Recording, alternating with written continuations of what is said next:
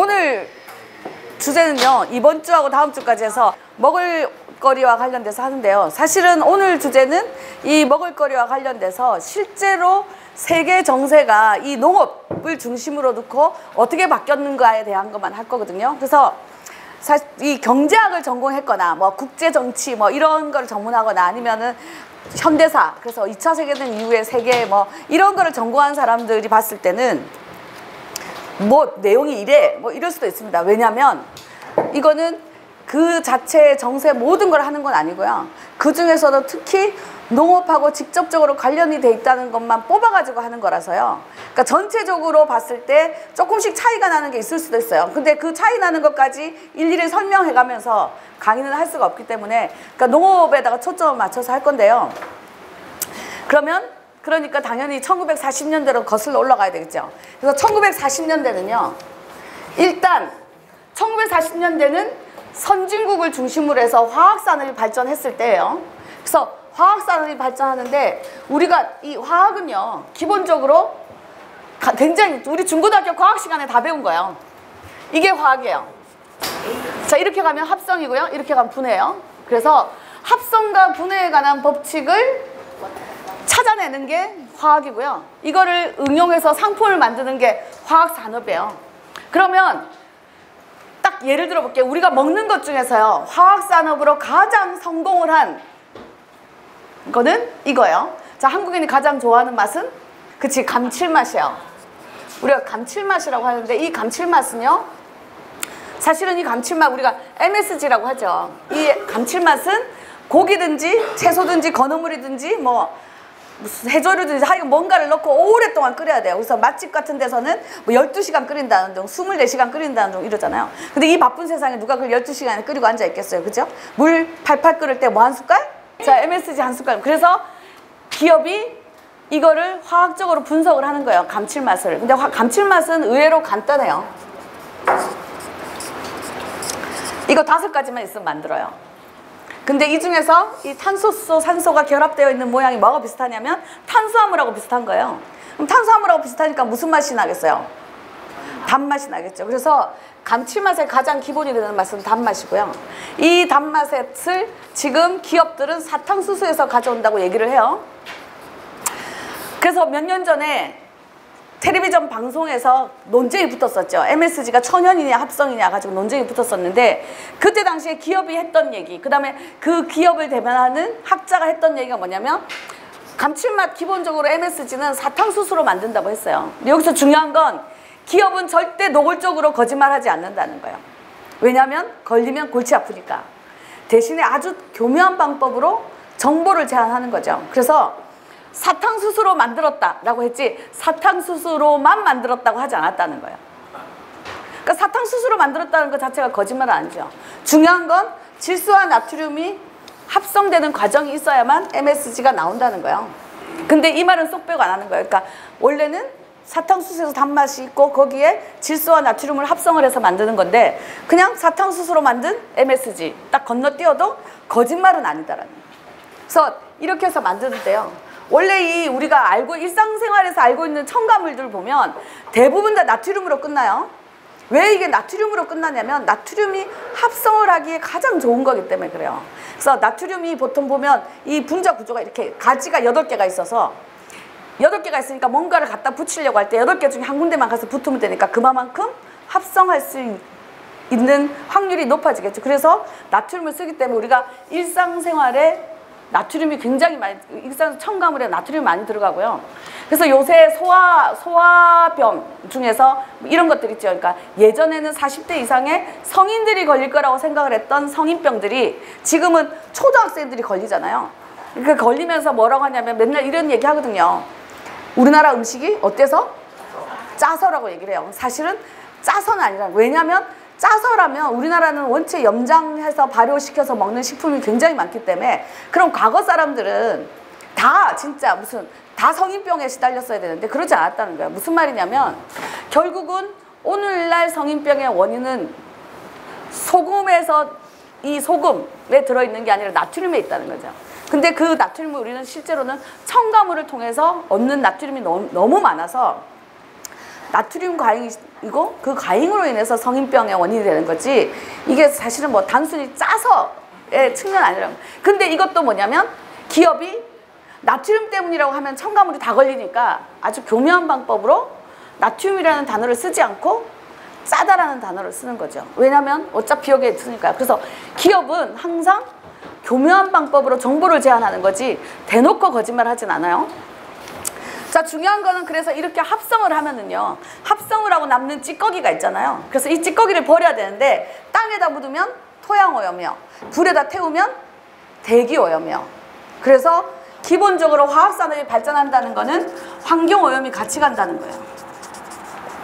그래서 이 환경오염이 같이, 이 40년대에는 이 화학산업에 의해서 환경오염 문제가 선진국에서부터 서서히 문제 제기가 되기 시작했다는 거예요. 이게 50년대, 60년대를 넘어가는데요. 그래서 1960년대가 됐을 때는 어떻게 되냐면 선진국에서 야, 이거 진짜 이 환경 문제가 정말 심각하다라는 것으로 인해서 레이첼 카슨이라는 학자가 책을 한 권 썼어요. 사일런트 스프링이라고. 그러니까 우리나라의 침묵의 봄이라고 번역되면서 나온 책인데, 이 책이 스프링, 봄인데 사일런트, 고요하다라는 거죠. 왜냐하면 강남 갔던 제비가 돌아오지 않는다는 거예요. 왜 새들이 돌아오지 않냐 봤더니 화학산업의 발전이라는 것이 결국은 살아갈 수 있는 공간도 제공해주지 않고 먹을 수 있는 먹이도 제공해주지 않는다는 거예요. 왜냐하면 이 화학산업의 핵심 중에 하나가 농약이나 제약 뭐 이런 게 있기 때문이에요. 물론 플라스틱 뭐 이런 것도 있지만 뭐 플라스틱 석유화까지는 안 가도 돼요. 여기 이것만으로도 충분하다. 농업과 관련해서, 먹을거리와 관련돼서는요. 그래서 환경오염이 심각하고, 그래서 이게 60년대 문제가 됐어요. 그래서 이 레이첼 카슨이 쓴 책이 선진국에서 엄청나게 큰 반향을 불러일으켰고, 미국이나 유럽 같은 데서. 그리고 그 속에서 우리가 지금까지 살아오는 방향이 괜찮은 줄 아는데 아니구나라고 반성을 하는 사람들이 늘어나는 거죠. 그 반성을 일하는 사람들이 당연히 무슨, 그 사람들도 대한운동을 했을 거 아니에요. 근데 이러한 대한운동 중에 가장 대표적인 것 중에 하나가 60년대 선진국에서 바람을 일으켰던 유기농 운동이에요. 근데 사실 이 유기농 운동은요, 지금 우리가 알고 있는 유기농하고는 아무 상관이 없어요. 지금 우리나라의 유기농은, 이거 실제로 냉정하게 따지면 진짜 유기농은 아니에요. 이거는 유기농 인증이라는 법 제도지 유기농 그 자체는 아니다는 거예요. 원래 이게 유기농이라는 것이 가능해지려면 이 국제적으로 인정하고 있는 기준 중에 하나가 뭐냐면 생물 다양성, 생물학적 순환, 생물학적 활성, 이 세 가지를 충족해야 유기농이라고 얘기를 하고요. 근데 이 세 가지를 충족하면 생물 다양성이란, 그 다양성이니까 뭐겠어요? 여러 가지 작물을 심어야 된다는 얘기죠, 농업에서는. 그 다음에 생물학적 순환이라는 건 뭐냐면 외부 투입이 없었다는 거예요. 그 안에서 순환이 되는 구조가 만들어질 수 있어야 된다는 거예요. 그러니까 예를 들어서 옛날에는 어떻게 했냐면 우리가 경종농업이라고 불렀던, 내지는 경축농업이라고 불렀던 게 뭐냐면 집에서 집집마다 뭐 일소 한 마리, 그죠? 일소 있는 집들이 있잖아요. 그래서 일소를 키우고, 그 다음에 혹시라도 뭐 필요할 때를 대해서 집집마다 뭐 동네에서 몇 집은 돼지도 좀 키우고 닭도 좀 키우고, 그럼 거기서 나오는 부산물들이 있잖아요. 똥 뭐 이런 것들, 분뇨를 모아서 삭혀서 거름을 만들어서 논에다 뿌리고, 논밭에다 뿌리고, 그 논밭에서 농산물이 자라고 나서 농작물 먹고 남는 찌꺼기는 다시 땅으로 돌려보내고, 아니면 일부는 사료로 가고요. 자, 이렇게 하면은 외부의 투입 없이도 이 먹을거리 생산이 가능해진다는 거죠. 이게 이제 생물학적 순환에 관한 거고요. 그 다음에 생물학적 활성이라는 건 뭐냐면, 그렇기 때문에 이 생물들이 각각이 가지고 있는 능력을 최대한 발휘할 수 있도록 만들어준다는 거예요. 그래서 가장 대표적인 게 뭐냐면 토양 미생물들이 있는데요. 지금처럼 경운기로 경운해버리면 토양 미생물들이, 이게 원래 이론적으로는 뭐냐면, 처음에 경운을 한 이유는 뭐냐면 흙을 뒤집어가지고 토양에 있는 미생물들이 숨 쉴 공간을 만들어낸다, 뭐 이론적으로 이렇게 했는데 실제로 그렇지 않다는 거야. 그냥 냅둬도, 경운을 하지 않고 그냥 냅두는 땅들은 미생물들이 스스로 그 땅을 어떻게 해서든지 활성화시켜가지고요, 한 3년 정도 지나면, 경운을 하지 않는 땅은 3년 정도 지나면 미생물들이 그 땅을요 얼마나 많이 만들어 놔가지고 어떻게 되냐면 땅이 스폰지같이 폭신폭신해요. 실제로 3년이 지나면. 근데 우리나라는 이렇게 3년을 지내서 농사를 짓는 것 자체가 정말로 불가능한 거죠. 그래서 사실 이런 것들이 충족이 되는 걸 우리가 유기농이라고 한다는 거예요. 그래서 근데 지금 우리나라는 어떻겠어요? 지금 유기농은 인증이라는 거예요. 그게 뭐냐면 정말로 이 사람이 농사를 짓는 방법, 그리고 그걸 통해서 삶의 방식을 완전히 바꿨는지 안 바꿨는지를 확인해가지고 인증을 주려면 1년 360일 하루 24시간 쫓아다녀야 돼요. 왜? 그 사이 딴짓하면 안 되니까. 딴짓하는지 안 하는지 감시를 해야 되잖아요. 근데 중요한 건 누구도 이걸 24시간씩 감시하지 못한다는 거예요. 그래서 우리나라가 이 유기농 인증 제도를 만들면서 어떻게 했냐면 공무원들이 제도적으로 가장 편하게 자기네들이 인증할 수 있는 방법들을 찾아낸 거예요. 그게 뭐냐면 최종 농작물 갖다 놓고요. 그 다음에 이 농작물을 농사 지을 때 썼던 지하수 물이랑, 그 다음에 그걸 농사를 지었던 땅이랑, 이 세 가지를 종합적으로 검사를 해서 법에서 허용한 물질이 나오면 인증을 주고요. 법에서 금지한 물질이 나오면 인증을 안 줘요. 근데 냉정하게 따져서 왜 이게 그러면 이 인증 제도가 문제냐면 이거죠. 지금도 마찬가지, 뭐 우리나라 뭐 전국적으로 마찬가지. 얼마 전에 지방선거도 있었지만 지방선거에 내는 공약들 보면 시골에서 군수 나오는 사람, 뭐 군수 나오는 사람들도 똑같아요. 뭐냐면 우리 군에 무슨 기업을 유치하겠다, 뭐 그래서 뭐 일자리를 만들겠다, 뭐 이런 거 하잖아요.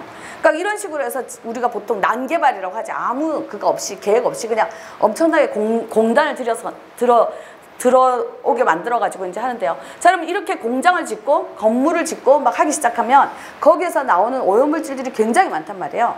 그럼 그 오염물질들이 그대로 하늘 위에 올라갔다가 비가 오면 그 땅으로 그대로 떨어지면 얼마나 좋겠어요.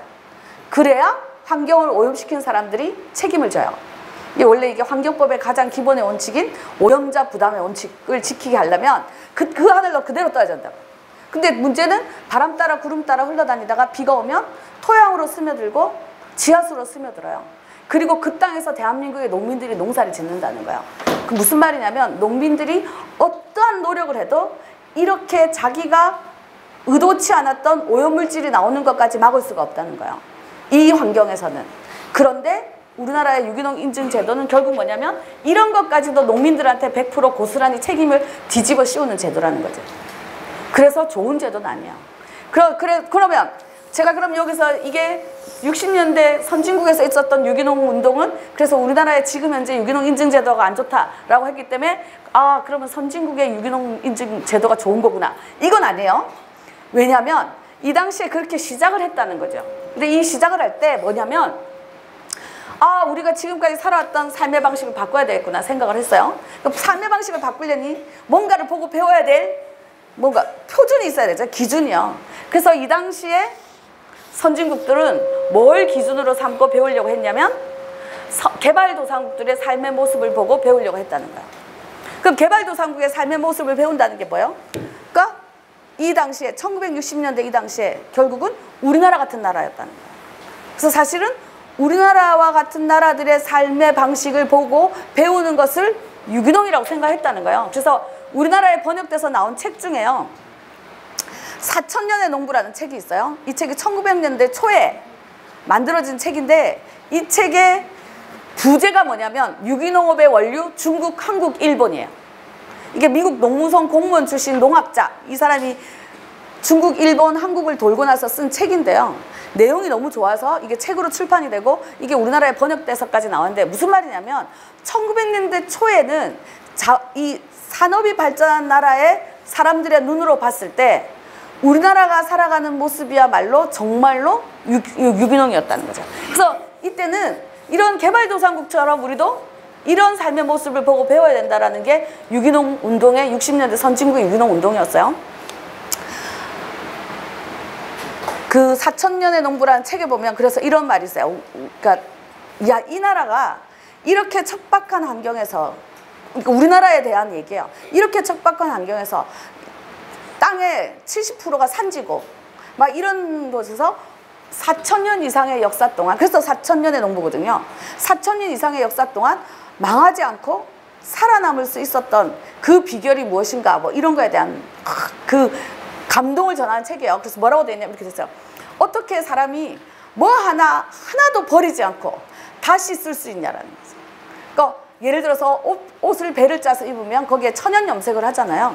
우리가 천연 염색을 하면 천연 염색 해보신 분은 알겠지만 천연 염색한 옷은 빨면 빨수록 물이 서서히 빠져요. 어느 순간이 되면 이제 거의 원래 색깔 흰색으로 점점 돌아가요. 중요한 건 그렇게 흰색으로 돌아가면서 염색한 그 염색물도 자연으로 다 돌아갔다는 거예요. 그러니까 뭐 하나 허투루 버리거나 하지 않고 다 자연으로부터 돌아가게 하고 자연에서 다시 얻어서 쓴다는 거죠. 그래서 이제 하여간 그런 얘기가 사천의 농부라는 책에 있어요. 근데 지금은 안 그래요. 왜냐하면 일반 마트나 뭐 생협이나 한살림 같은 뭐 유기농 매장도 직거래 매장도 마찬가지지만 가보면 유기농이라고 적혀 있는 것 중에 수입 농산물도 많단 말이에요.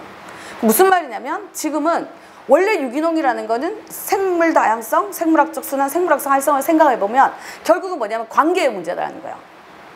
관계의 문제인데 이 관계의 문제가 유지가 되려면 지역성이라는 걸 가지고 있어야 되는 거예요. 근데 수입 수출이라는 거는 지역성이 없어지는 거잖아요. 그럼에도 불구하고 이거를 한다는 거예요. 그럼 어떻게 되겠어요? 그러면 예를 들어서 미국에서 유기농이에요. 그게 우리나라에 수입되어서 왔을 때 그게 우리나라에서도 여전히 유기농인가? 이건 다르다는 거예요. 왜냐하면 거기에 지역성에 맞는 유기농과 우리나라의 지역성에 맞는 유기농이 다를 수 있기 때문에요. 그런데도 불구하고 이거를 지금의 국제화 시대, 세계화 시대에서 뭐예요? 유기농을 인증을 해줘야 된다는 거지. 그러다 보니까 뭐냐면 전 세계적인 기준도 점점 물질 기준으로 간다는 거예요. 우리나라 인증 제도와 같이. 그래서 지금은 뭐 선진국이건 개발도상과 상관없이 물질 기준의 인증 기준을 하려고 하는 추세로 가고 있어요. 그리고 이미 그까지 와 있고요. 그래서 우리나라가 몇 년 전에 기억하실지 모르겠는데 미국하고 하면서 유기식품과 관련돼서 논쟁이 한번 붙은 적이 있어요. 그때도 했던 게 뭐냐면 두 나라가 너무 다른 거예요. 다른데 이걸 갖다가 어쨌든지 간에 맞춰서 가야 되는 거잖아요. 근데 아시다시피 우리가 우리 거를 주장해서 맞출 수 없는 조건이기 때문에 그래서 그냥 미국에서 인정하는 건 대충 우리나라에서도 다 인정하는 방식으로 갔다는 거죠. 근데 그런 것들이 사실은 이 유기농이라는 제도에서 나오는 거예요. 근데 어쨌든 그래서 1960년대 선진국에서 유기농 운동이 일어나기 시작했어요. 문제는 뭐냐면 이렇게 유기농 운동이 일어나기 시작하는데 그러면 그동안 선진국에 농약을 팔았던 농약 기업 입장에서 어떻겠어요? 농약의 판매처가 줄어드는 거잖아요. 유기농 운동을 하는 사람이 늘어나면 늘어날수록 판매처가 줄어들어요. 그럼 이 남아도는 농약을 어떻게 할 거냐는 거예요. 근데 이때가 뭐냐면 1960년대라는 거죠. 이 60년대는 선진국에서 이런 것을 고민하기 시작했을 때 반대로 개발도상국은요, 뭘 했어요?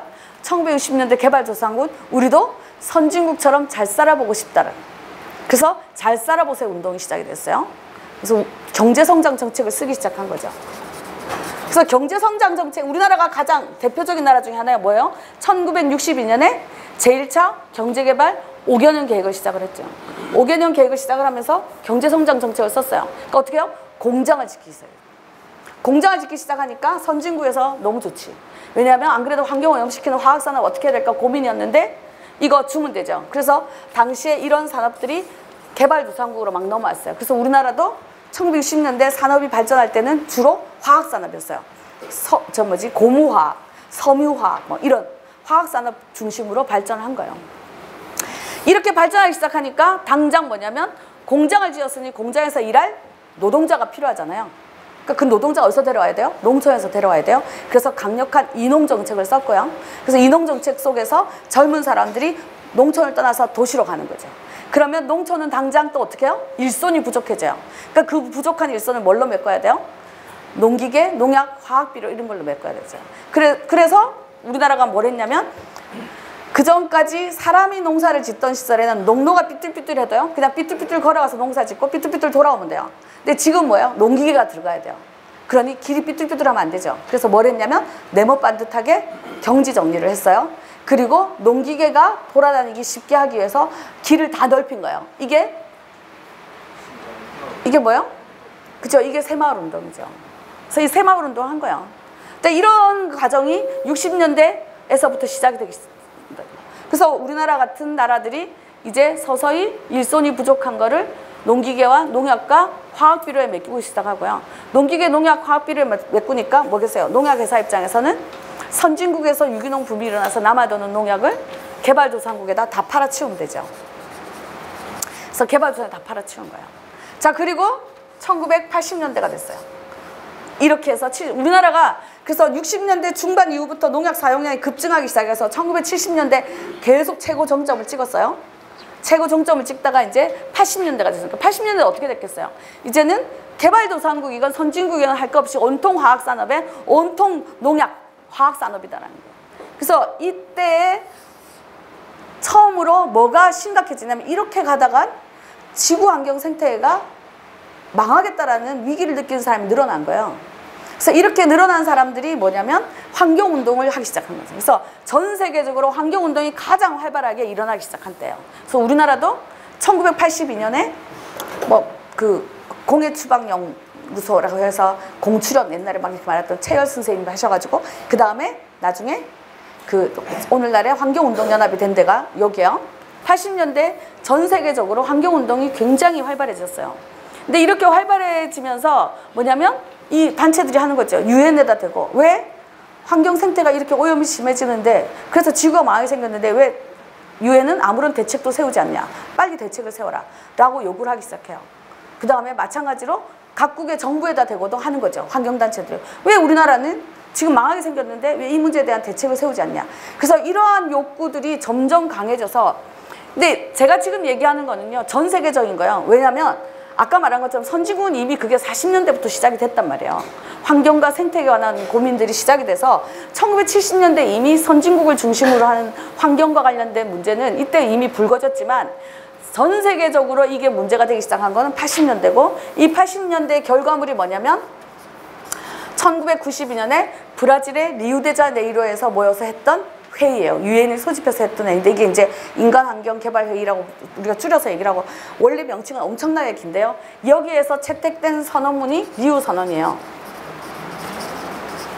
그래서 이 리우선언이 처음으로 환경과 생태계와 관련된 국제적인 선언문이고요. 이 선언문을 내서 나왔던 게 뭐냐면 지속가능성이라는 거예요. 자, 이 지속가능성이라는 것이 뭐냐면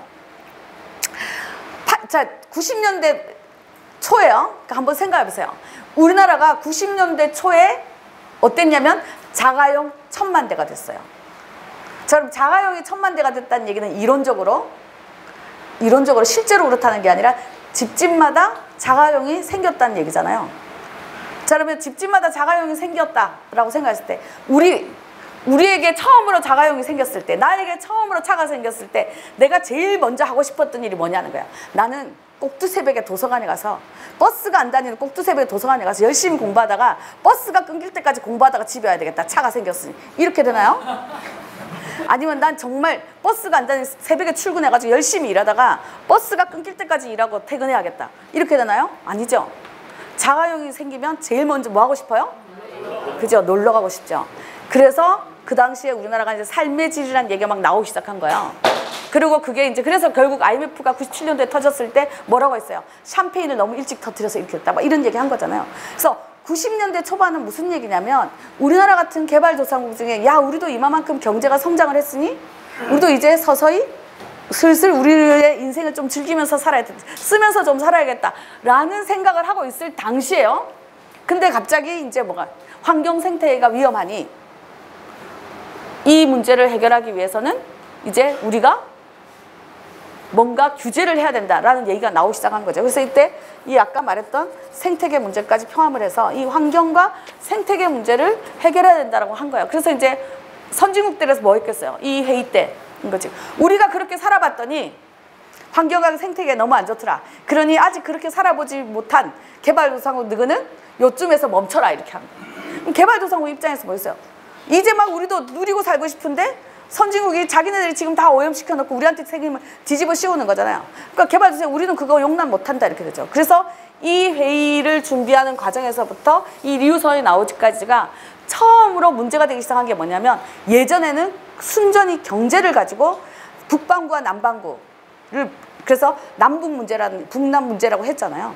그래서 북반구의 경제적으로 발전한 북반구와 경제적으로 낙후가 된 남반구 얘기를 항상 했었는데 이때 처음으로 뭐냐면 환경과 생태계가 살아있는 남반구와 환경과 생태계가 이제 망가져서 자원이 부족한 북반구의 문제가 부각되기 시작했어요. 그래서 이제 개발도상국이 엄청나게 반발을 했죠. 왜?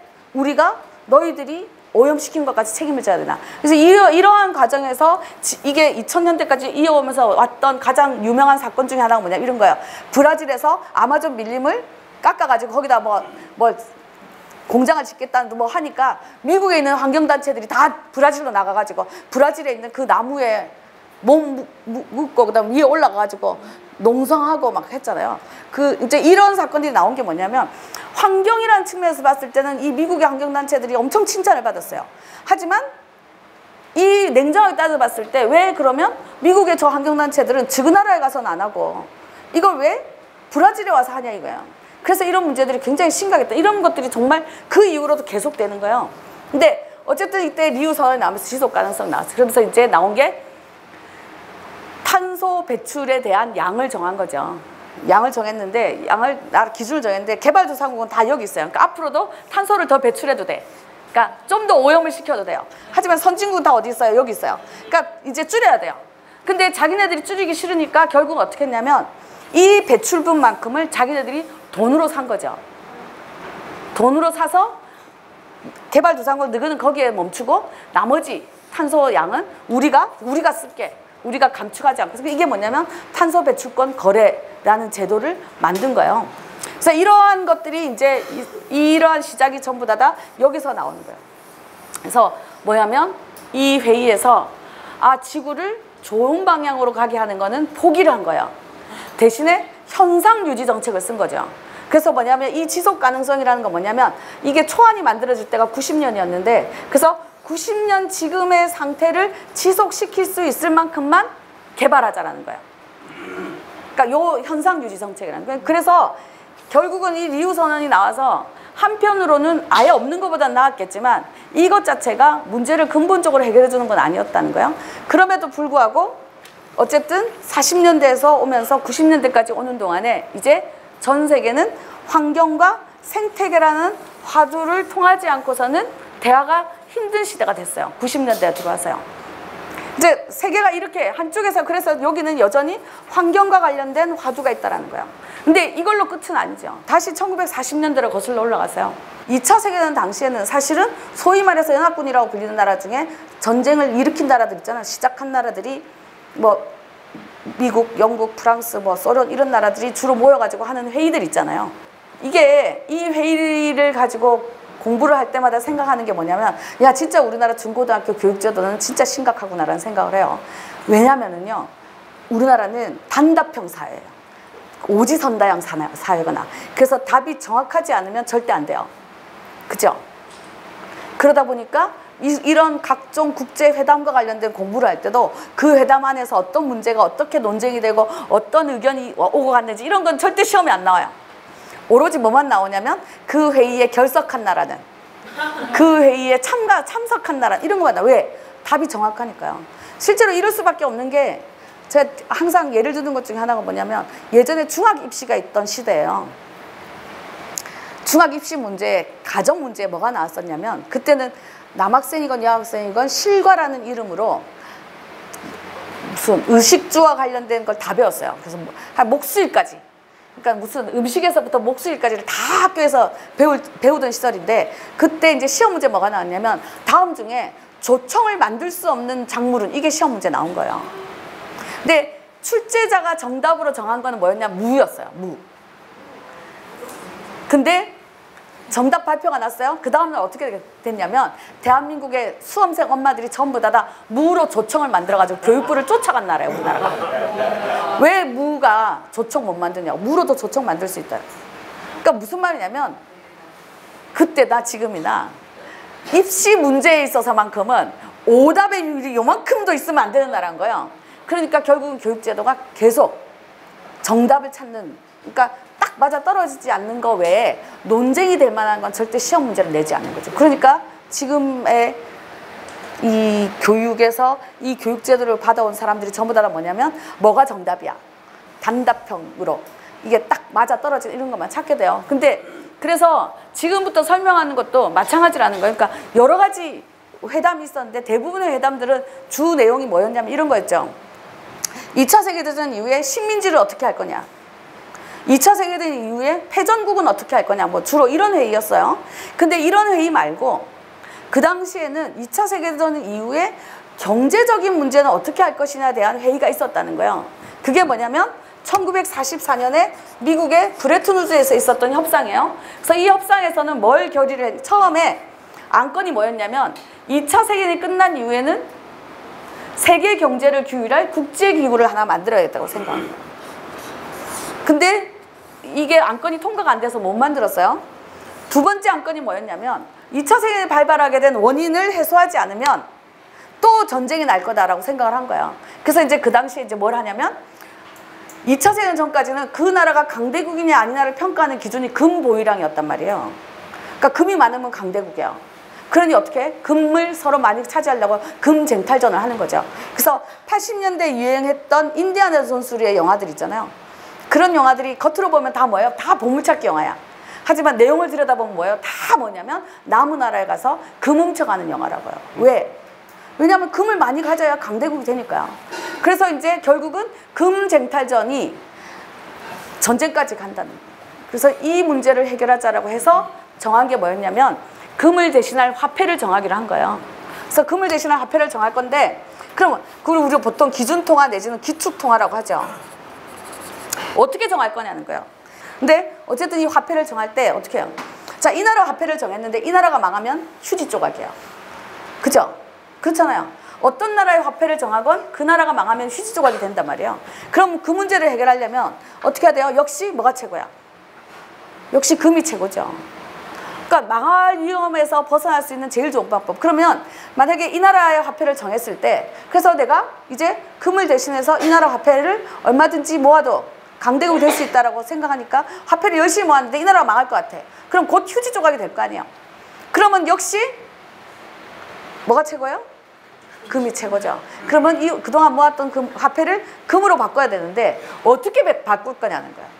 자, 내가 이 나라에 가져가가지고 야 내가 그 나라 저 나라 화폐를 모으면 강대국이 될 줄 알고 내가 모았는데 저 나라가 망해서 휴지 조각이 될 것 같으니 저 나라 화폐 네가 다 가져가고 너 그 나라에 있는 금 달라고 하면 주겠어요?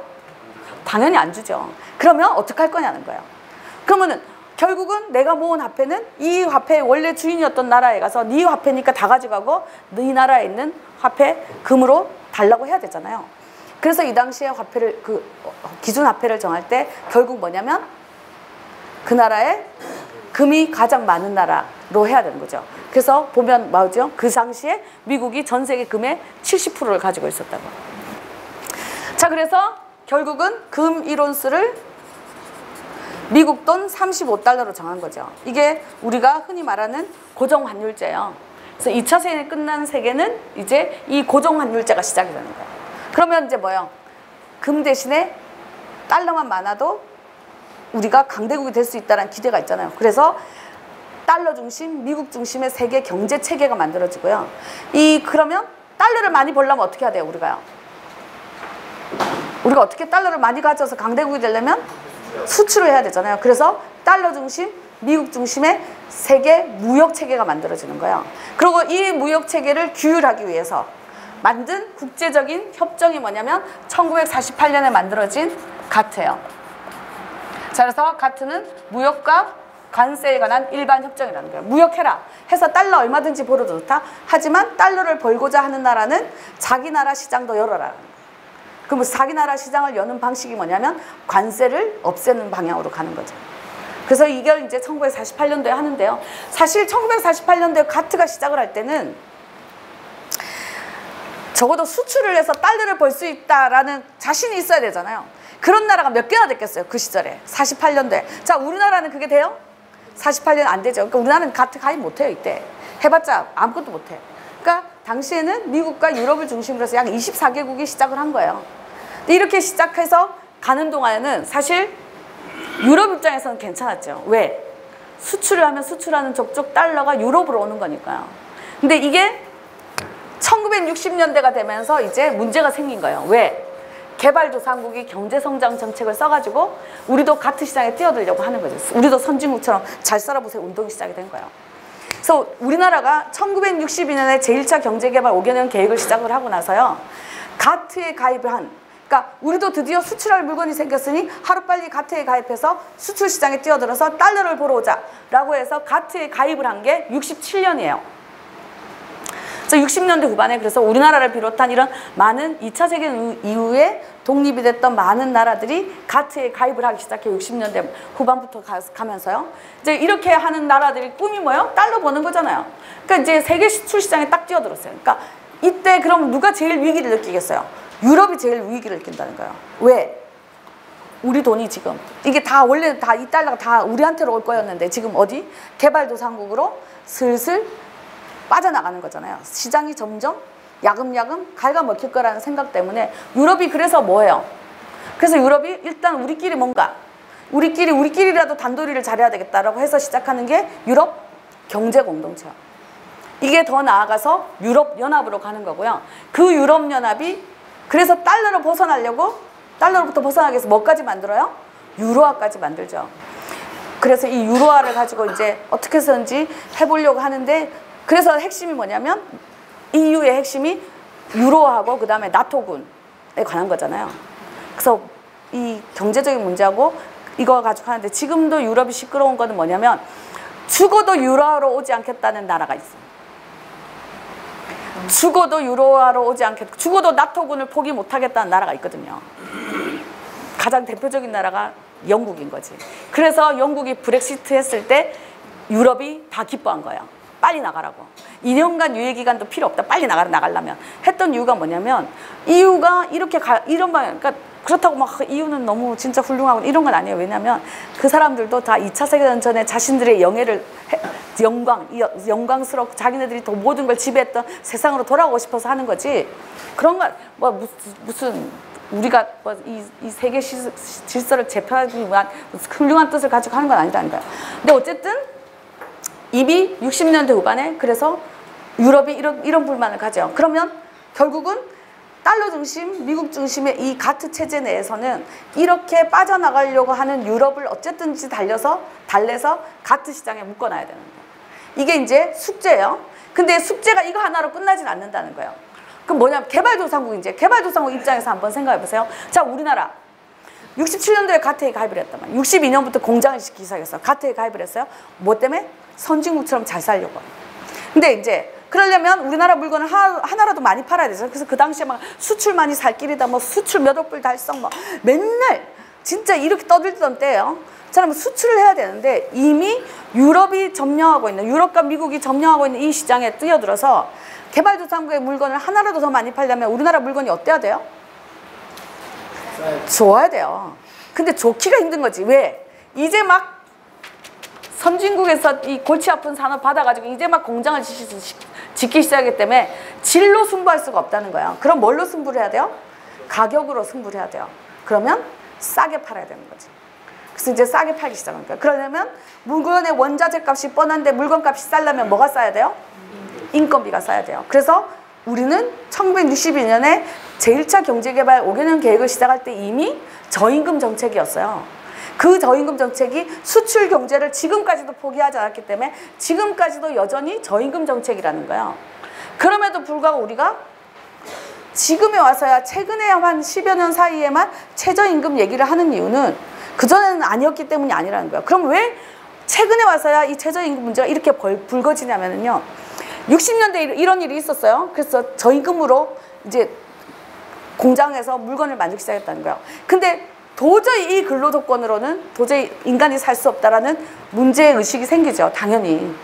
그래서 무슨 사건이 터져요? 1970년 11월에 청계천 피복 상가에서 정태일 열사가 근로기준법을 지키라고 하면서 분신을 하셨잖아요. 그리고 그거를 기점으로 해서 그 이후에 엄청나게 많은 사업장에서 이런 근로기준법과 관련된 제의가 일어난단 말이에요.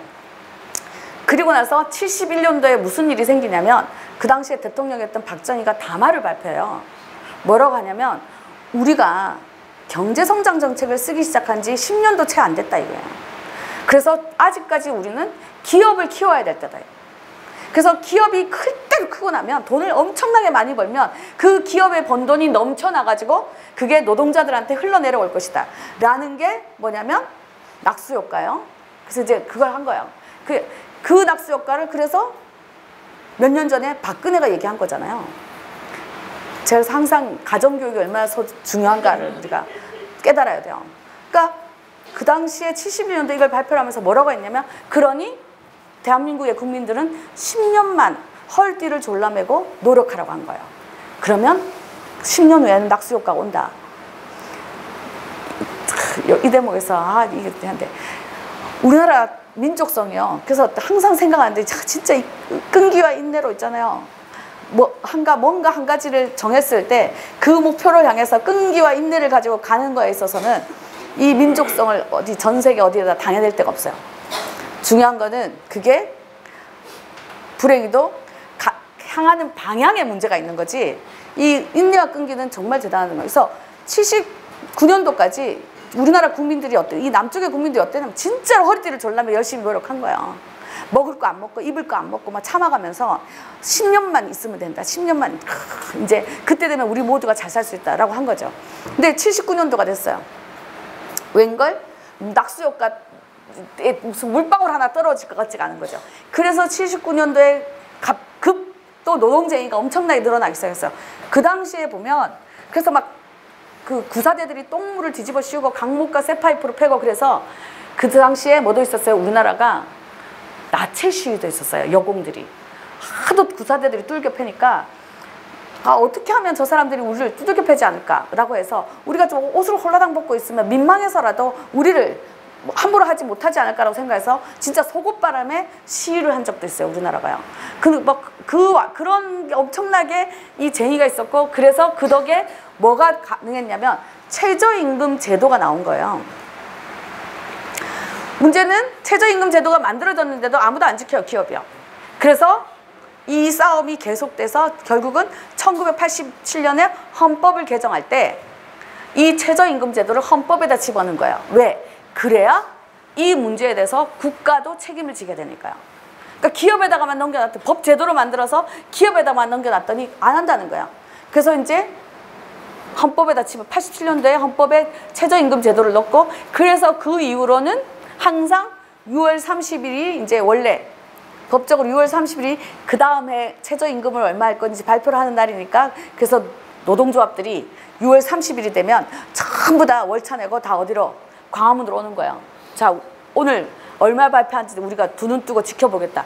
그래서 이게 지금 전통처럼 6월 30일 집회가, 노동자들 집회가 있는 이유는 이 최저임금 때문이라는 거예요. 근데 이렇게까지 오는 동안에, 그래서 87년도에 됐어요. 그거 아시다시피 그때는 그래서 최저임금 제도가 헌법에도 보장이 되고, 그러면서 이제 노동조합도 활성화되기 시작하면서 임금 협상이 좀 쉬워졌죠. 자, 그러면서 이제 뭐가 됐어요? 임금 총액이 늘어나기 시작한 거예요. 근데 문제는 우리가 그 당시에 기본급을 늘려야 되는데, 기본급을 늘리기보다는 뭐냐면 임금 총액이 늘어나는데 집중을 하는 바람에 각종 수당이 생겨난 거죠. 그래서 수당으로 인해서 급여 총액이 늘어난 거예요. 그러니까 우리가 급여가 많으니까 괜찮은 줄 알았어요. 근데 이것도 10년밖에 안 갔죠. 97년도에 IMF가 터지면서 이런 식으로 임금 총액이 많은 사람들을 다 자르기 시작하고, 그 자른 자리에 비정규직이 들어오고, 비정규직이 들어오면서 드디어 수당 없는 기본급이 눈에 들어오기 시작했고, 기본급이 들어오면서 우리가 이 저임금 정책이 얼마만큼 심각한지 알기 때문에 지금의 최저임금 제도와 관련된 게 이만큼 중요한 문제가 된 거예요. 근데 이게 최근의 문제가 아니라는 거예요. 결국은 뭐냐면 60년대부터 있어 왔던 문제라는 거죠.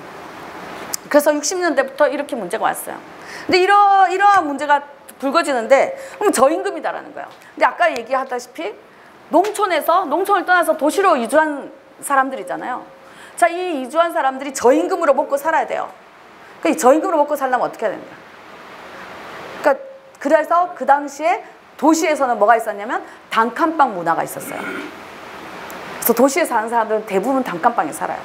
보면 드라마나 이런 데 보면, 그래서 주인집은 방이 2칸인데 그래도 항상 새들어 사는 사람들은 단칸방이죠. 단칸방 문화가 있었어요. 그리고 60년대 70년대 우리나라는 그래서 옷도 있잖아요. 첫째가 입으면 그 옷을 막내까지 물려 입고 꼬매 입고 막 직접 만들어 입고 막 이랬어요. 그래서 그 시절에는 뭐예요? 막내가 새 옷을 얻어 입을 수 있는 유일한 기회가 언제요? 명절 때요. 그래서 설빔, 추석빔이 있죠. 자, 설빔, 추석빔이라는 단어가 지금은 사라진 지 오래요. 지금은 만약에 둘째한테 첫째가 입던 옷 물려 입으라 그러면 아마 가출할지도 몰라요. 난 이 집 자식이 아닌가 보다 이래서. 근데 60년, 70년대는 물려 입는 게 당연하다고 생각했다는 거예요. 왜? 월급이 코딱지만큼이니까요. 근데 문제는 이제, 자, 집은 단칸방에서 살고요. 옷은 물려 입으면 돼요. 먹는 거는요. 자, 오늘 한 끼 잘 먹었으니까 한 일주일 굶었다가 다음 주에 또 한 끼 먹고 또 한 일주일 굶었다가 또 다음 주에 한 끼. 이게 안 되죠. 아무리 그래도 먹는 거는 남녀노소를 막론하고 부자건 가난하건 매일 먹어야 되잖아요. 그러면 월급이 코딱지만큼인데 그 돈으로 온 가족이 매일 먹게 만들려면 뭐가 쌓여야 돼요? 먹는 게 쌓여야 돼요.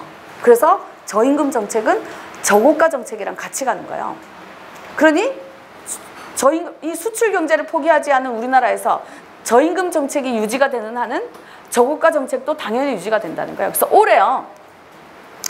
올해 1월 달에 대파 가격 폭락, 2월, 3월 넘어가면서 대파, 양파, 마늘 가격이 다 폭락했단 말이에요.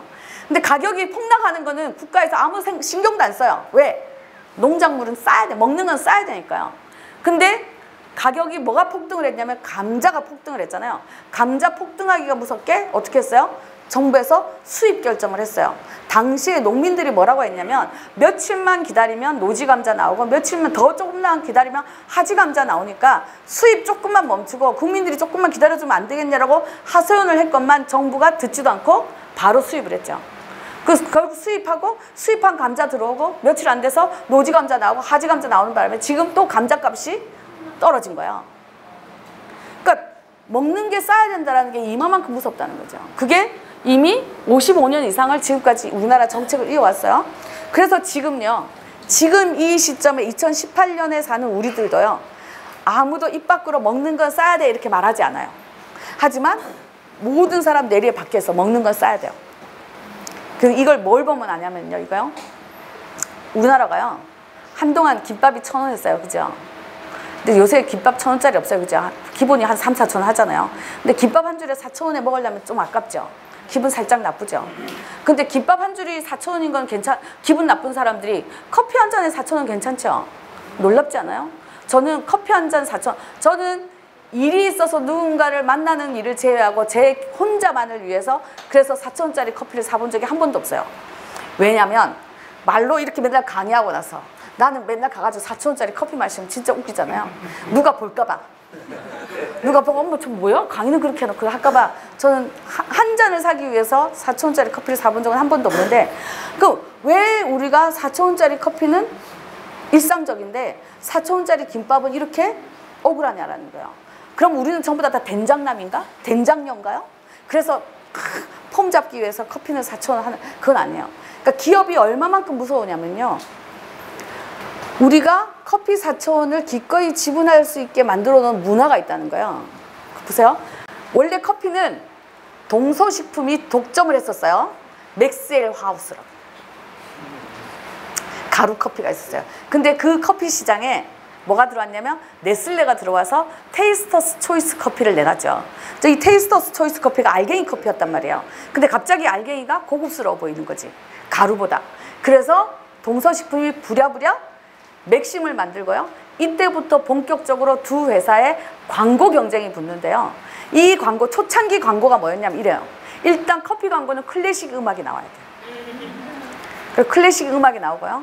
이 클래식만 다 배경에 클래식만 나온 저기 전원주택이 있어. 저 전원주택을 줌인해가지고 들어가면 뭐가 나오냐면 창문이 살짝 열려서 카텐이 바람에 살랑살랑 흔들려요. 그 창가에 뭐가 있냐면 이런 탁자 아니죠. 수입 가구 같은 정말로 멋들어진 착자가 있고요. 그 위에 이런 컵 아니에요? 이런 머그잔 이런 거 말고 그죠? 수입 도자기 같은 정말로 멋들어진 찻잔에 커피가 담겨 있어요. 그 커피 찻잔 앞에 누가 앉아 있냐면 그 시점에서 가장 우아하고 품이 있다고 알려진 모델이 앉아 있어요. 그래서 아주 교묘한 방법으로 이미지 광고를 한 거예요. 뭐냐면 나의 품위와 품격을 보여주는 상품인 거지. 그래서 이제 이미지 광고를 했어요. 그래서 품위와 품격을 보여주는 상품으로 광고를 했기 때문에 어떠냐면 그거죠. 우리가요 살면서 우리의 품위와 품위를 내가 얼마나 품위가 있고 품격이 있고 우아한 사람인가를 보여줘야만 하는 장소가 별로 없어요. 근데 반드시 보여줘야만 하는 장소가 딱 한 가지가 있어요. 뭔지 아세요? 내가 어느 정도의 사람인가를 보여줘야 되는 딱 선보는 자리요. 그래서 선 보는 자리에서 커피 마셔요. 굳이 커피 마실 필요 없잖아요. 근데도 불구하고 선 보는 자리는 다 커피예요. 왜? 예전부터 이미 그 커피가 나의 풍미와 품격을 보여주는 상품이기 때문에 뭔가 내 풍미와 품격을 보여주기 위해서는 선보는 처음 만나는 사람 앞에서 우아하게 커피를 좀 마셔야 되는 거지. 뭐 맛도 무슨 맛인지도 모르는 시절에도 커피를 마셨다는 거예요. 이게 얼마만큼 집요하냐면 기업이요. 2014년에요. 삼시세끼 프로에서 이서진이요. 커피를 뭐에다 갈아가지고 원두를 맷돌에다 갈아가지고 마셨어요. 그리고 나서 이서진이 커피 광고를 찍었는데요. 자, 그 커피 광고에서 나레이터가 이렇게 물어봐요. 이서진 씨 맷돌 커피 맛이 어때요? 라고 물어봐요. 이서진이 뭐라고 대답했는지 기억하시는 분? 이게 기억을 못하기 때문에 성공한 광고예요. 그러니까 기억을 하면 광고 문구라고 기억을 했을 거라는 거예요. 아, 이서진이 그때 광고에서 이렇게 말했지, 이렇게 기억하겠죠. 기억을 못한다는 얘기는 뭐냐면 내리에 이 문장이 박히면서 팩트로, 사실로 박힌다는 거예요. 그래서 가장 유명한 사건 중에 하나가 그래서 침대는 과학입니다요. 아무도 이걸 광고 문구라고 인식을 하지 못했기 때문에 침대는 자동적으로 뭐냐면 굉장히 과학적이어야 된다고 생각하게 된 거지. 지금 이게 사회 문제가 돼가지고 결국 침대는 과학입니다라는 광고 못해요. 근데 그 당시에 이서진이 뭐라고 대답했냐면 이렇게 대답했어요. 커피가 먹는 거야? 왜 맛을 물어봐? 무슨 말이냐면 커피 광고를 하던 그 시절부터 지금까지 커피는 한 번도 먹는 거로 광고해 본 적이 없다는 거예요. 그러니 어떻겠어요? 이게 만약에 먹는 거라고 광고했으면 애초부터 먹는 거라고 광고했으면 어디 지금 컵으로 물컵으로 한 컵밖에 안 되는 게 무슨 4,000원씩은 하나 이렇게 생각했을 거잖아요. 먹는 거라면. 근데 그게 아니라 나의 풍미와 품격을 보여주는 이미지 상품이기 때문에 우리가 4,000원을 지불하는 거를 별스럽지 않게 생각한다는 거예요. 하지만 먹는 거인 김밥에 4,000원은 아까운 거지. 그러면 이 김밥이 이렇게 오랫동안 1,000원이다가요. 왜 이렇게까지 값이 올라갔냐면 우리가 자 94년도에요. 우루과이가 끝난 해예요. 그래서 95년도부터 우리가 쌀 시장을 개방했어야 돼요. 자, 10년간 유예를 받았고요. 2004년에 다시 재협상을 해서 2005년도에 시장을 개방을 했어야 되고요. 다시 2014년 10년간 유예를 받았기 때문에 해서 2015년에 이 쌀시장 개방 관련해서 3번 회의가 있었는데 이 94년 당시에 그래서 뭐가 있었냐면 쌀만은 지키겠다 막 이런 게 있었고 그래서 쌀 못 지켜서 미안하다고 김영삼이 사과 뭐 담화문도 발표하고 막 이랬었어요. 근데 이 94년도에 쌀시장을 개방하는데 그래서 의무 물량만 정하고 무조건 쌀이 남건 모자라건 그만큼 무조건 수입할 테니 그 외에는 시장 개방을 하지 않겠다고 유예를 받은 거예요. 10년간. 그래서 2014년에 왔어요. 재협상을 하는데 또 이제 당연히 미국은 이 재협상을 하면서 개방을 요구했을 거잖아요. 근데 우리는 이제 국민들의 여론이 전부 다 쌀시장 개방은 반대이기 때문에 못한다는 거예요. 그래서 또 10년간 유예를 받는 조건으로 여기에다가 플러스해서 무슨 조건이 붙었냐면 밥쌀도 수입하겠다라는 조건이 붙은 거예요. 근데 이 밥쌀을 이미 그래서 10년간 지난 2005년부터 수입을 했는데 이걸 사람들이 잘 몰랐어요. 사람들이 잘 모르다가 이게 언제 알려지기 시작했냐? 2015년에 알려지기 시작했어요. 심각하게 알려졌는데 자 2014년에 그러면 쌀 다시 10년이 지났으니까 재협상을 해야 되잖아요. 근데 이 쌀 재협상 해야 되는 이 시기에 우리나라의 농민이건 무슨 단체건 간에 이 쌀 재협상 싸움을 하지 못했다는 거예요. 왜 못했겠어요?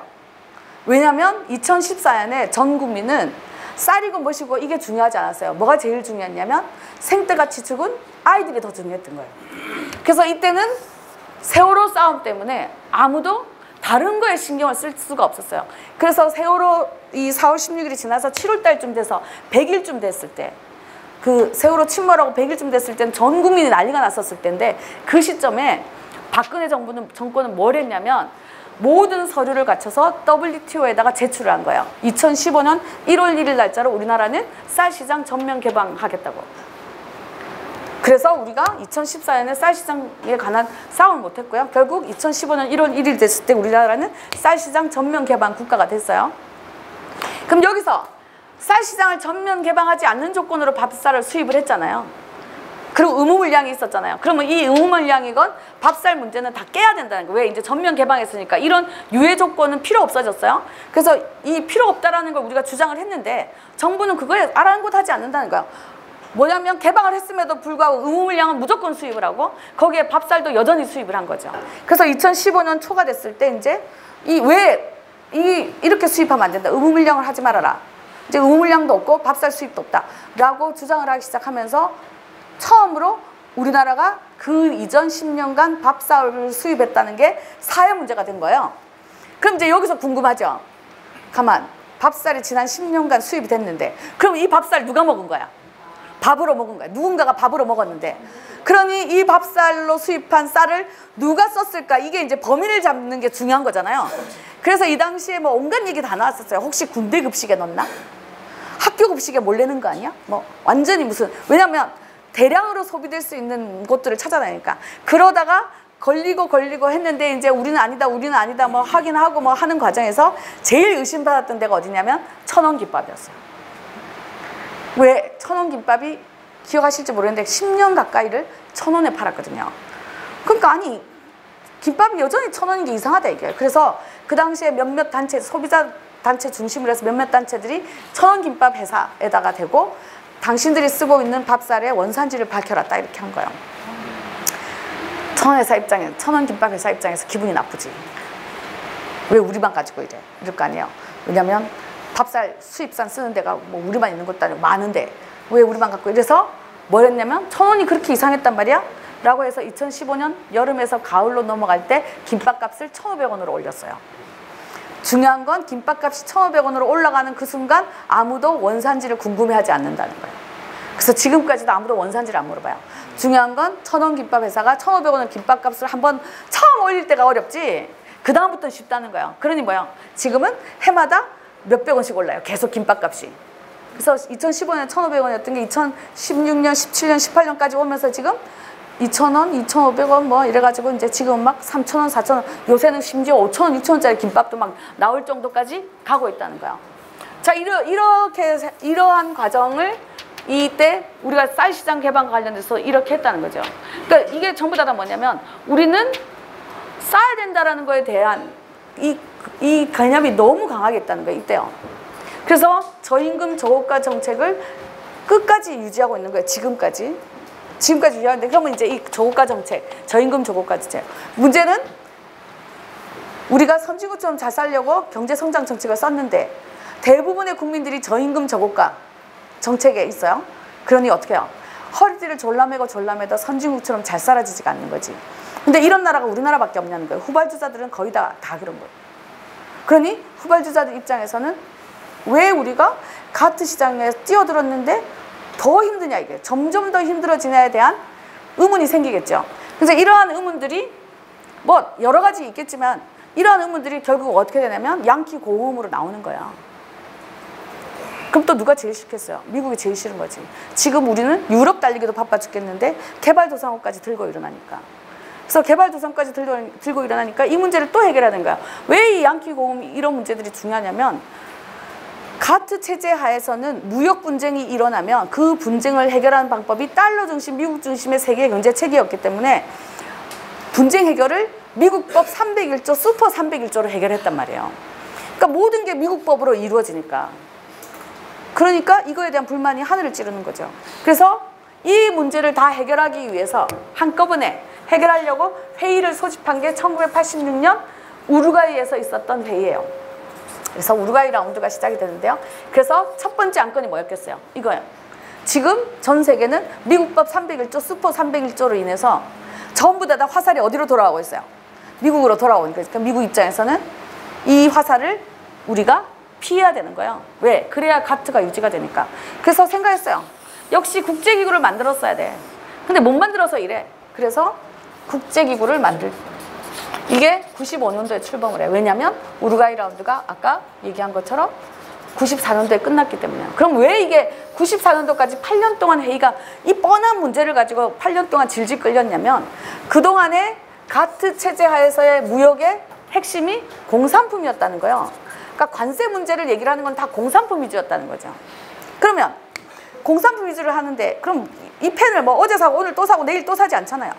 그러니까 공산품이라는 건 한 번 구매가 이루어지고 나면 재구매까지 상당한 시간이 지나가요. 상당한 시간이 지나간다는 얘기는 결국 뭐냐, 자본 회전 기간이 그만큼 길다는 거죠. 근데 그 자본 회전 기간이 긴 그 시장에 뭐가 들어와요? 개발도상국이 들어온 거예요. 개발도상국에는 기업까지 들어온 거지. 어떻게 됐어? 이제 포화 상태, 포화 상태. 이제 끊임없이 경쟁을 해야 되는 포화 상태가 이대로 가면 가트는 완전히 무너진다는 거예요. 왜? 이 더 이상의 포화 상태로는 유지를 못하니까요. 그래서 생각을 한 게 뭐냐면, 안 되겠다. 공산품만 가지고는 안 되겠고 돈으로 사고 팔 수 있는 모든 시장을 다 개방하자라고 됐어요. 그래서 우루과이 라운드 때 1차 농축수산물 시장, 3차 서비스 시장, 지식자산권 시장, 자본투자 시장, 노동시장 할 것 없이 다 개방하자는 이야기를 시작을 했었어요. 근데 8년이나 지속된 이유는 뭐냐면, 공산품만 가지고도 이렇게 힘든데 더 시장을 개방을 하면 우리는 더 힘들어진다라고 많은 나라들이 결사 반대를 했기 때문에요. 실제로 우리나라도 이때 우루과이 라운드 반대 범국민운동본부가 만들어졌어요. 우루과이 라운드 반대 범국민운동본부가 만들어지기 전에 우리나라는 이런 문제들이 생기면 주로 데모를 누가 하냐면 노동자 아니면 농민 아니면 대학생들이 했어요. 딱 요만큼이 데모를 했을 텐데, 이 우루과이 라운드 반대 범국민운동본부가 생기면서 이 반대 운동에 들어온 새로운 계층들, 새로운 그 업종들, 뭐 진짜 그야말로 엄청나게 늘어난 거예요. 이 당시에 최고로 지금까지 이 당시에를 바탕으로 해서, 기반으로 해서 지금까지 알려져 가지고 활동하는 단체들 가장 대표적인 데 서비스 업종들. 뭐 여기서 말하는 서비스가 무슨 술집이나 무슨 뭐 숙박업계 이런 서비스 업종 말고 뭐냐면 교육, 의료, 법률 서비스예요. 그래서 교육 서비스, 예를 들어서 뭐냐면 민주화를 위한 교수협의회, 그렇죠? 의료 서비스, 인도주의 실천 의사협의회, 법률 서비스, 민주사회를 위한 변호사 모임, 이런 단체들이 급성장할 수 있었던 계기가 이 우루과이 라운드 반대 범국민운동본부를 통해서라는 거예요. 왜? 시장을 지켜, 자기네들도 자기 시장을 지켜야 되는 거잖아요. 그 덕분에 지금 민주사회를 위한 변호사 모임 출신 대통령이 드디어 2명째가 되는 나라가 됐잖아요. 지난번에 민변에 있는 분들이랑 얘기를 하는데, 요새 로스쿨 졸업해 변호사 되는 애들이 민주사회를 위한 변호사 모임에 너무 많이 들어가는 거예요. 막 쟤네들이 왜 저기를 왜 들어가지? 막 하는데 어떤 변호사님이 이렇게 말씀하셨어요. 그럼 대통령이 나온 단체인데 이게 얼마나 큰 줄 아냐고. 그러니까 권력에 그만큼 가깝다고 생각되니까 가입하는 사람도 늘어난다. 뭐 하여간 이렇게 말씀하셨어요. 물론 모든 사람이 그렇지는 않겠지만 어쨌든 그래서 결사 반대를 하고 질질 끌린 거예요. 8년간. 문제는 뭐냐면 이렇게 결사를 반대를 한다고 해서 아무 시장도 열지 않고 그대로 우루과이 라운드가 마치면 결국 가트는 망하는 거예요. 그래서 어떤 시장이든지 하나의 시장은 열어야 돼요.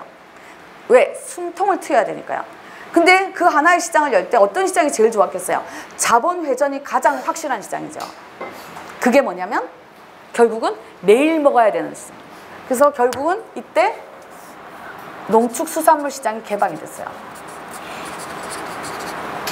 그래서 오늘날 우리가 우루과이 라운드 하면 농산물 개방 얘기를 하는, 수입 개방 얘기를 하는 거는 안건이 그거밖에 없었기 때문이 아니라 이 안건이 그 많은 안건 중에서도 유일하게 그냥 타결됐던 안건이기 때문에. 그래서 이때부터 본격적으로 수입이 자유로워지기 시작한 거야. 이제 관세를 낮추고 관세 없이 수입해야 되고, 관세를 유지하고 싶으면 의무 물량을 수입해야 되는, 쌀처럼 관세를 여전히 유지해서 시장을 지키고 싶으면 의무 물량을 수입해야 되는 이런 것들이 이때부터 이제 시작이 됐어요. 하지만 이걸로 끝이 아니다라는 거예요. 왜냐면 이건 어디까지나 임시방편이에요. 농축수산물 시장을 개방한 거는 숨통을 트이기 위한 임시방편이지 이것만 가지고는 안 된다는 거예요. 그래서 WTO가 출범을 하고 나서 나머지 개방 못한 시장을 마저 개방하기 위해서 회의를 소집한 게 2001년 카타르 도하에서 있었던 도하 개발 아젠다예요. 그래서 도하 개발 아젠다가 시작했는데, 이 도하 개발 아젠다를 시작을 할 때는 미국이 어떻게 생각했냐면 5년 안에 끝낸다였어요. 그래서 2005년이면 끝날 거라고 생각한 거지.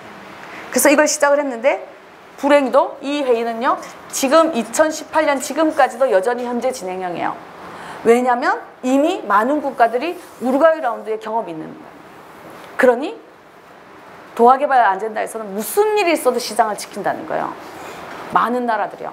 그래서 도화개발연대가 지금도 아무 시장을 제대로 안 된 상태에서 지금 18년 동안 이 회의를 하고 있어요. 지금까지도. 언제 타결될지도 몰라요. 문제는 2005년도에까지 완료를 하려고 했었던 입장에서는 큰일 났죠. 왜냐하면 2005년도 나머지 시장을 다 열어야 되는데 지금 못 열고 있는 거잖아요. 그래서 나머지 시장을 못 열게 된 미국이 결국은 방법을 바꾼 거예요. 아, 똘똘 뭉쳐서 못 깨는구나. 왜?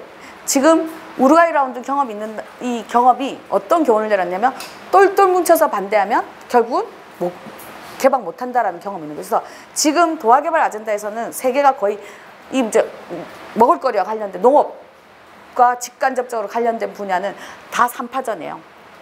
미국과 캐나다를 중심으로 하는 농산물 수출 국가하고요. 중국과 인도를 중심으로 하는 개발도상국가 그룹하고 EU 그룹하고 3파전인 거예요. 어떤 안건을 갖다 놔도 2대1이에요. 그래서 타결이 안 되는 거예요. 그러니까 지금까지 오고 있는 거예요. 그러니 이 시장을 어떻게 똘똘 뭉쳐서 깨지 못한다는 거예요. 똘똘 뭉쳐서 못 깨면 어떻게 해서 깨면 돼요? 그죠? 각계급하면 되죠. 그래서 미국이 FTA로 방법을 양자간 협상으로 방법을 바꾼 거예요. 그리고 지금은 FTA 하면 다 양자간 협상이라고 생각하는데 원래 FTA는 양자간 협상을 FTA로 하는 게 아니라요.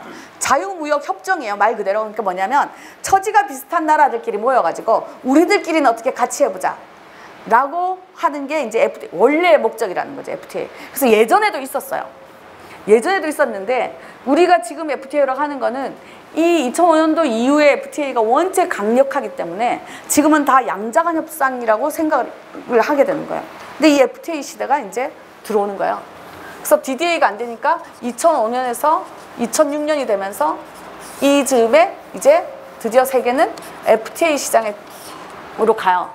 문제는 이 FTA에 간다고 해서 이 나라들이 미국 이럴 거 아니에요. 야, 거기 있어봤자 너희끼리 있어봤자 뭐가 되겠냐. 니 그러지 말고 내랑 FTA 같이 하자. 막 이렇게 하는 거예요. 이렇게 막 꼬시는데 똘똘 뭉쳐서 살아남는 경험이 있는 국가들이 여기에 절대 넘어가지 않는다는 거예요. 근데 세계에는 이런 나라들이 있어요. 어떤 나라냐면 이 세 그룹 어디에도 속하지 않는 나라. 이게 가장 대표적인 나라가 어디냐면 일본하고 우리나라예요. 그래서 미국이 FTA를 처음 했을 때, 그래서 2005년 지정할 때 각계격파해야 되겠다고 생각을 할 때 제일 먼저 생각했던 나라가 어디였겠어요? 당연히 일본하고 우리나라인 거죠. 근데 뭐든지 1등하기 좋아하는 나라가 이 미끼를 물었다는 거예요. 이 당시에 이 미끼를 물었던 건 노무현이에요. 타결을 한 거는 최종 사인한 거는 이명박이지만 이 시작이 노무현 때 시작했어요. 그래서 지금도 우리가 가끔 보면 이런 얘기 하잖아요.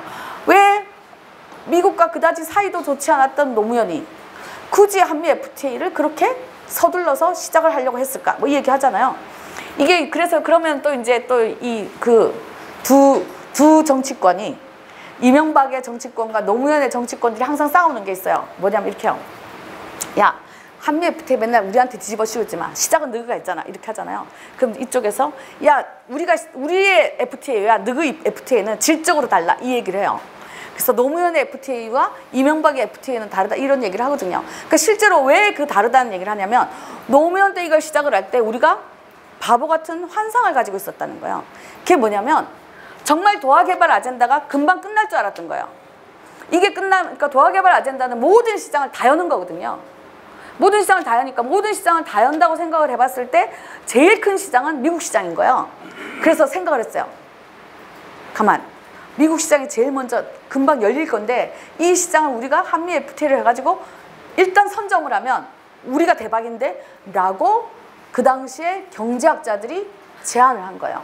온갖 보고서 이게 다 나온 거예요. 뭐 삼성경제연구소 보고서뿐만이 아니라 뭐 무슨 국가와 관련된 무슨 보고서에서 전부 다 선점해야 된다. 이 끝나면 이 시장은 대박 시장이다 된 거죠. 그래서 헷가닥한 거예요. 그래서 그래? 그럼 우리가 빨리 이걸 해야겠다 라고 해서 FTA를 시작을 했어요.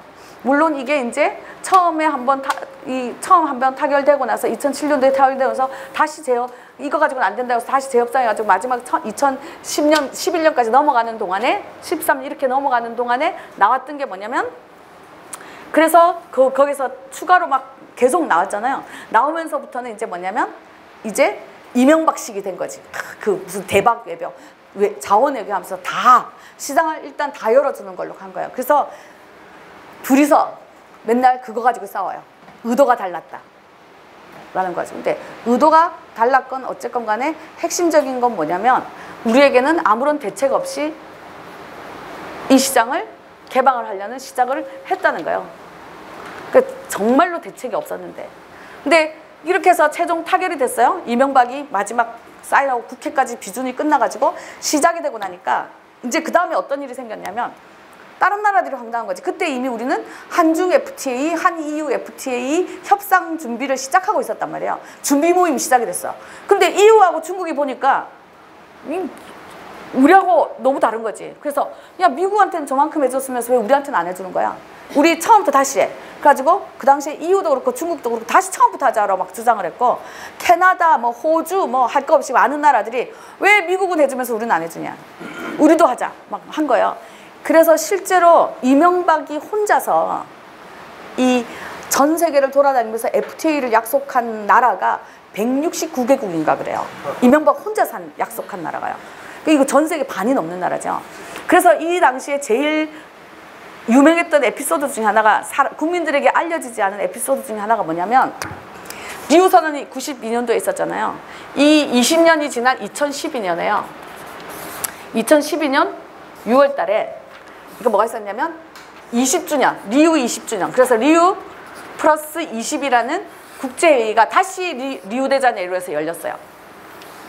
그래서 그 슬로건 리우 플러스 20 해가지고 열렸는데 이때는 뭐였냐면 지난 20년간 그래서 이 지속 가능성을 위해서 많은 나라들이 어떤 노력을 했는지 숙제 발표를 하는 거였어요. 이 리우 20이.